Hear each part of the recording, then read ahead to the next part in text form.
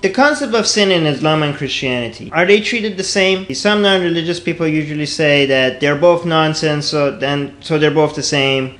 But there are a lot of differences between Islam and Christianity, major differences. They have a lot of similarities, especially because they are rooted in Judaism. A lot of their concepts of both Islam and Christianity come from Judaism, and also Islam has some other ideas that come from Christianity. But there's also a lot of differences, and one of these differences is how they treat the concept of sin. In Christianity, as soon as you're born, you are with sin. You have the original sin, which you got from Adam and Eve. When they ate the apple, they committed the sin, and they passed that sin to all their descendants. So every human being, as soon as it is born, it's with sin.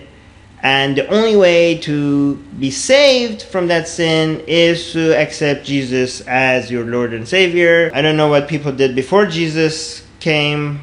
But now that we have Jesus, you have a way to ask forgiveness for your sin even though you had nothing to do with it. So in Christianity, if you harm no one, you still need Jesus to save you because you are from the very beginning with sin. In Islam, though, babies are pure. They're sinless. You're actually sinless until you reach the age of maturity. How I learned it was that boys until age of 15 and girls until age of 9, before that they have no sin. After that, then their sin starts to count. Other Muslims teach a little bit differently, but they all agree that you have to reach a certain age for you to start committing sin. And before that, whatever you have done is not considered a sin. Another major difference is that in Christianity, the only way to get forgiveness is from God, from Jesus. But in Islam, there's two types of sins.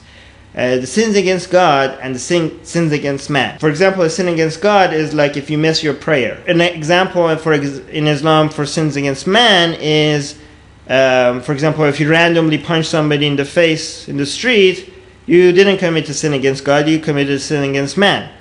And the interesting thing about Islam is God could forgive you for sins that you committed against God if you just ask for forgiveness from God. But if you want God to forgive you for sins that you committed against other human beings, you need the forgiveness of the human being first, the human being that you committed the sin against.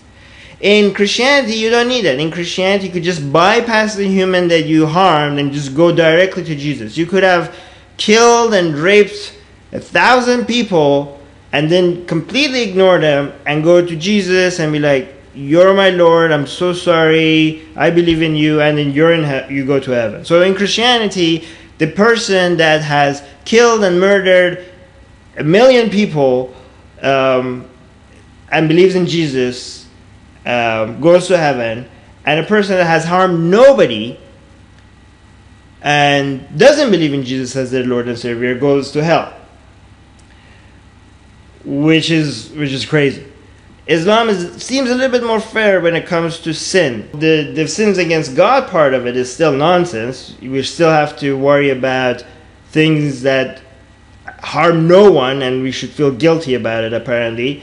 But at least in Islam, when you harm somebody, the only way to be forgiven for it is to go to that person and try to somehow convince them to forgive you. That makes a little bit more logical sense than Christianity. I'm not defending Islam. I'm just saying when it comes to sin, it seems like Islam gets it a little bit better than Christianity. I don't know. I might be wrong. Let me know what you think. This is Armin Navabi from Atheist Republic.